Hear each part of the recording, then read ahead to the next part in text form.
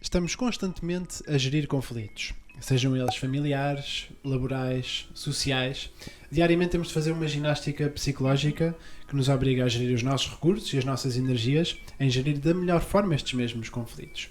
Hoje vamos nos dedicar a um tipo de conflito particular, o conflito que ocorre no seio da família e dos papéis que temos de interpretar, no fundo, diariamente. É esse o tema do nosso podcast. O meu nome é Francisco Almeida, tenho comigo a Mafalda Souza e a Cláudia Almeida. Na prática clínica, nós estamos constantemente a lidar com estas questões. Invariavelmente, os nossos clientes trazem-nos questões associadas à família e, em particular, ao papel que a família teve no seu desenvolvimento. Isto tem-vos tocado a vocês particularmente nas vossas consultas? Sim, acho que é algo que surge constantemente, até porque é uma das questões que, por norma, tu num processo acabas sempre por ir tocar um bocadinho, seja na história de vida, no contexto da pessoa, portanto a família surge sempre de alguma forma, quer ao longo do desenvolvimento, quer nos problemas atuais. Então não é um clichê dizermos que vir ao psicólogo é tocar no assunto da família, não é? Porquê que será? Porquê que será que isto acontece? Que a família tem sempre aqui um papel no processo? Bem, como já referimos em podcasts anteriores, tendo em conta que nós crescemos no seio familiar, nós acabamos por ser um bocadinho o produto e o resultado da nossa educação, não é? Portanto, é natural que em contexto familiar se esteja constantemente a trabalhar também temas que são temas centrais da família. O crescimento, as crenças, o impacto que os pais têm em nós, o impacto que nós vamos ter enquanto pais, os papéis que vamos desempenhando, quer como pais, quer como filhos, quer como elementos de uma relação. Portanto, nós acabamos sempre por estar em contexto familiar. Sim, é interessante isso, porque estamos sempre a desempenhar papéis simultâneos, não é? Sim. E mesmo que sejamos jovens e não sejamos ainda pais, temos papéis de outra forma. Somos irmãos, somos filhos, não é? E tudo isto ocorre simultaneamente. E obriga, da nossa parte, da parte das pessoas no geral, quase constantemente a uma divisão, a tal ginástica que eu falava há bocadinho.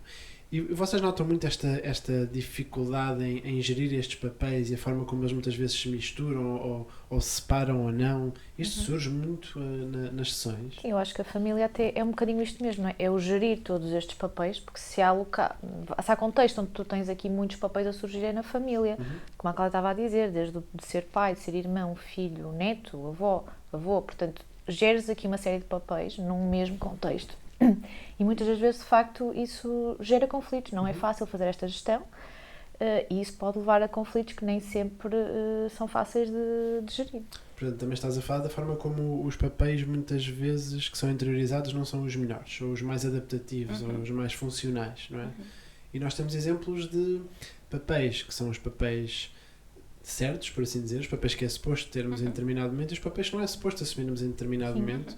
E que muitas vezes é daqui que surge problemas no desenvolvimento. E a tal inversão dos papéis, muitas vezes. A inversão dos papéis. E, portanto, inversão de papéis. Isto também ocorre muito na prática clínica, ou melhor, em casa, não é? Mas que depois é trabalhado na prática clínica. Olha, estou-me agora a recordar até da consulta que dei há pouco. Em direto. Que foi. Em direto. Foi espetacular porque representa claramente isto, não é? Estamos a falar de uma mulher de 35 anos, que é casada, que tem 2 filhos, e é muito curioso que tivemos a trabalhar essencialmente uma série de memórias na infância. Esta mulher assumiu o papel de cuidadora da própria mãe ao longo de toda a infância e adolescência, não é? Portanto, até esta inversão de papéis acabou por ser claramente assumida por ela. Esta mãe ficou órfã muito cedo de mãe, portanto foi cuidada pelo pai. Se nós remetermos à época, um pai extremamente rígido e inflexível e, portanto, cresceu sem ali amor e afeto.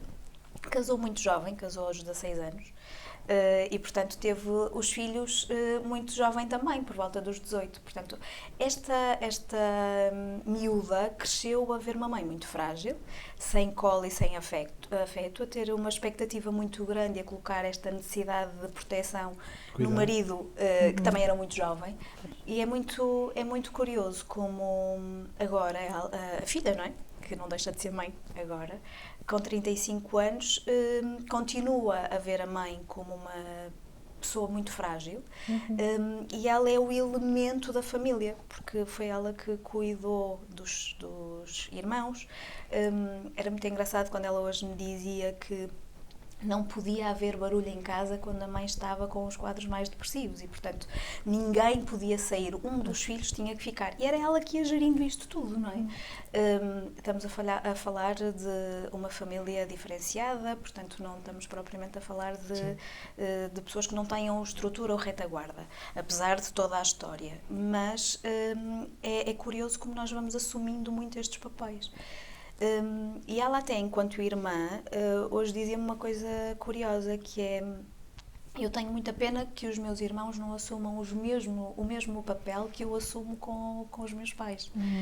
Aquela expectativa que os outros façam a mesma coisa porque é no fundo o que está certo ou é o que nos faz sentido. Isso surge muito. Esta é uma filha mais velha, portanto sempre, não é, assume aqui este papel de filha mais velha. Portanto, claramente nesta história, e os conflitos que isto depois também traz, não é?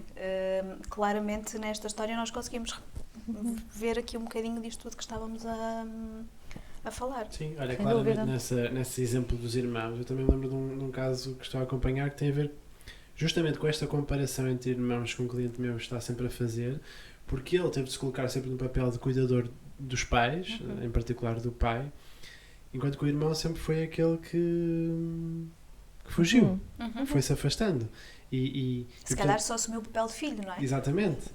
E portanto, o facto de ele ver as coisas dessa forma, como um que ficou e o outro que fugiu, também mostra, e isto já passados vários anos, não é? Também mostra a forma como ele interiorizou para ele a responsabilidade e até alguma culpa, sempre que não cumpre esse papel.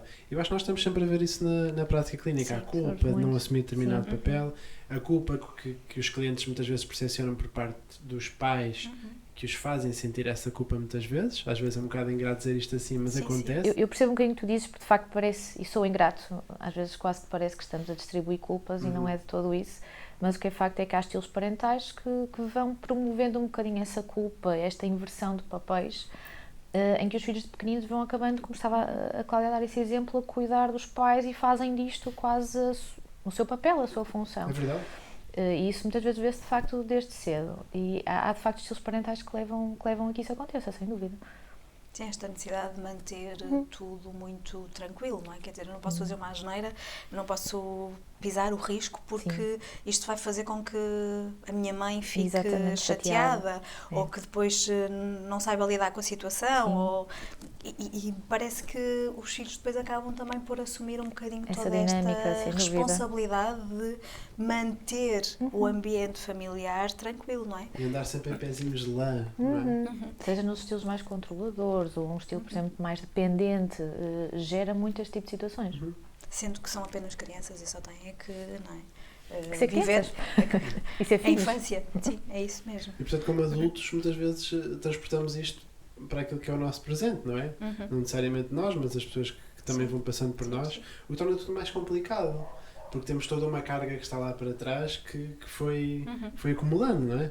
Fomos varrendo para debaixo do tapete e que depois volta, vai surgindo em vários momentos. E depois isto surge também enquanto pais, não é? Porque há sempre esta dinâmica, não é? E pegando numa coisa até que uma paciente minha me dizia há pouco tempo atrás, que era, efetivamente, nós não fomos preparados para ser pais. Nós somos preparados para ser filhos, para cuidar. Nós, quando temos uma criança, nós acabamos por cuidar muito dela, mas depois também não estamos preparados para todo o desenvolvimento do filho, não é? E para os ver crescer e sair de casa. Parece que toda esta fantasia de termos um bebê, de cuidarmos dele, de o alimentarmos, de efetivamente o vermos crescer, mas vá ali até ao início da adolescência, porque depois é difícil. E tem muito também a ver com o ritmo de vida que temos e com o foco que vamos colocando nas exigências até profissionais e no esquecer de alguns papéis que nós vamos também assumindo. Portanto, toda esta dinâmica acaba por estar muito presente, não é? Ao longo de todo o nosso processo de desenvolvimento. E não só isso, depois também pego nos tais papéis que acabam por ser normativos, não é? Chega um momento em que nós próprios temos de começar a cuidar dos nossos pais porque é aquilo que que se espera já normativamente, e portanto já estamos a falar de terceira idade e de quarta idade Sim, e já será dos problemas que vão esperado. surgindo. E da forma como depois já estamos a falar em autonomia, não é? E na forma como temos de ajudar o outro a não ser privado em completo dessa autonomia, ao mesmo tempo que tentamos gerir A nossa autonomia. a nossa autonomia. E portanto também isso traz muitas vezes conflitos que nos surgem em consulta. Pessoas que no fundo nos surgem em papel de cuidadores e muitas vezes cuidadores cansados também, não é? Já tocámos várias vezes nesse tipo de temáticas. Portanto também só para fazer esse acrescento. Sim. Sim, nós vamos assumindo diferentes papéis ao longo de todo o nosso desenvolvimento, não é? Quer como filhos, depois como pais, como irmãos, portanto, e isto quando nós falamos em contexto familiar e mais restrito, não é? Porque nós não estamos a falar do contexto familiar alargado, não é? Porque depois ainda tem aqui os papéis de primos, tios, sobrinhos, e, enfim, tudo, não é? Porque entramos agora até com a questão, por exemplo, das famílias monoparentais, que cada vez mais é uma realidade e isso é todo um outro desafio também que surge. Antes de começarmos a gravar até falávamos da forma como o conceito de família está a mudar. Não é? E portanto já não nos podemos referir a um estereótipo de família. É impossível. Cada família que nos vem bater à porta é uma família diferente. Os padrões já não são os mesmos. Torna tudo mais complicado. E até a forma como nós assumimos o papel, não é? Até de filhos e de pais, neste contexto é completamente distinto. E agora fazendo um bocadinho a ponte para o Natal, não é? Porque o Natal está à porta. Tenho uma paciente que me dizia uma coisa muito curiosa, que é, eu no Natal não consigo estar com todos os meus irmãos. É impossível juntar a família, não é? Porque eu tenho o meu pai de um lado, a minha mãe do outro, é impossível juntá-los. Depois, nós estamos todos casados e temos também filhos e famílias. E já portanto acabamos... famílias? E todo este momento tem que ser dividido pela família nuclear. Portanto, os irmãos são, sem dúvida nenhuma, aqui elementos muito, muito importantes, mas que em algum momento, numa data como esta, nem sempre é possível estarem juntos. E as relações existem na mesma e são sólidas na mesma, não é? É curioso que, como em consulta, eu vou ouvindo algumas famílias até têm uma outra data para fazer o almoço do... suplente. Sim, sim. Para se conseguir juntar toda a gente. Para se conseguir juntar toda a gente. E isto também não deixa de ser a família, a representação da família, dos laços familiares, não é? A família não é muito mais do que isto. E na verdade até mostra uma forma flexível de evitar esta percepção de que há rupturas, porque na verdade não tem de haver rupturas, só há transformações. Vamos crescendo, vamos envelhecendo e isso obriga a família a adaptar-se, quer queira, quer não queira, não é? E muitas vezes quando não querem é que podem surgir estes alguns problemas. Conflitos. A adaptação torna-se mais difícil aí. Exatamente. Olha, no seguimento disto que a Cláudia falava do Natal, que é de facto um tema que, pelo menos ali nas semanas seguintes ao Natal, nas consultas surge muitas vezes algumas queixas ou situações de facto em que houve algum conflito e acho que uma vez que é uma data que se aproxima fazia até algum sentido tentarmos de alguma forma dar aqui algo mais prático ou em jeito até de dica. E uma vez que já estamos... antes, não é? Já em antecipação Já antes isso surge, portanto se calhar é interessante também fazermos um bocadinho aqui, darmos algo mais prático para tentar de alguma forma minimizar os estragos. Acho que o primeiro passo será esta visão crítica dos papéis que na verdade estamos a desempenhar, não é? Porque no fundo não só estamos a gerir os conflitos que se passam cá dentro, não é? Como estamos a gerir os conflitos dos outros. E portanto isto também exige de uma outra forma a nossa energia, não é? Sim, mas isto eu diria que não é só nesta altura do Natal, não é? Se calhar é importante nós avançarmos um bocadinho e pensarmos um bocadinho de que forma é que vamos desempenhando e que tipo de papel é que vamos desempenhando em contexto familiar. E o que é isto de ser pai, ou ser mãe, ou ser filha, ou ser irmão? E em função daquilo que é esperado que aconteça em cada um destes papéis, devagarinho tentar começar a assumi-los de uma forma muito tranquila. E devagarinho, porquê? Porque é natural que as pessoas não consigam mudar de uma forma muito clara, de um dia para o outro, o papel que vão assumindo e a forma como vão estando a desempenhar este papel. Tal como a assertividade não nasce de um dia para o outro, não é? E mais, também é muito estranho para os outros, não é? Então, o que é que te deu para de repente agora estás a ser diferente, não é? Muito. Mas é verdade, não é? Isto não é natural, não é, e não é intuitivo, por isso é que é importante que se consiga também ter um bocadinho esta consciência de que é um trabalho que vai sendo contínuo e é gradual, não é? é primeiro tentarmos perceber que papel é que vamos desempenhando, o que é que está na base deste papel e, acima de tudo, tentarmos adaptar de forma a que a nossa postura perante as relações familiares seja um bocadinho mais adaptativa.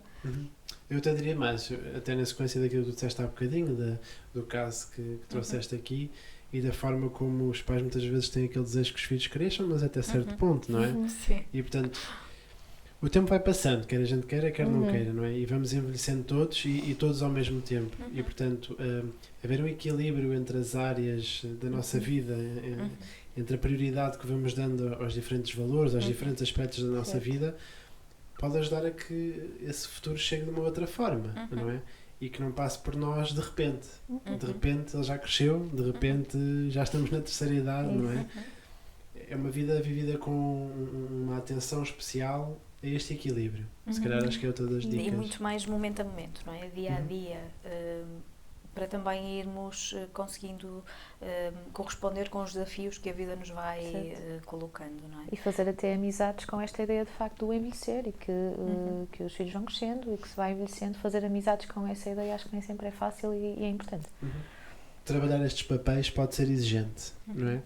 E é aqui que se calhar um psicólogo pode também fazer a diferença e ajudar a reduzir um bocadinho desta carga e deste desafio que na verdade não precisa de ser vivido com tanto sofrimento. Na verdade às vezes é uma questão de treino, é uma questão também de ter um olhar de fora, um olhar que nós podemos dar enquanto psicólogos. É uma aprendizagem. É uma aprendizagem. E portanto, se gostaria também de ter alguma orientação a este nível, já sabe, pode contar connosco, com a sua equipa ABC da Psicologia. De resto, vamos agradecer. Chegamos ao fim de um ano de podcasts muito bem vividos, não é? Já sabe, subscreva-nos aqui no nosso canal do YouTube, siga-nos nas redes sociais e desta vez, um Feliz Natal! Feliz Natal! E até para o ano! E até para o ano! Isso.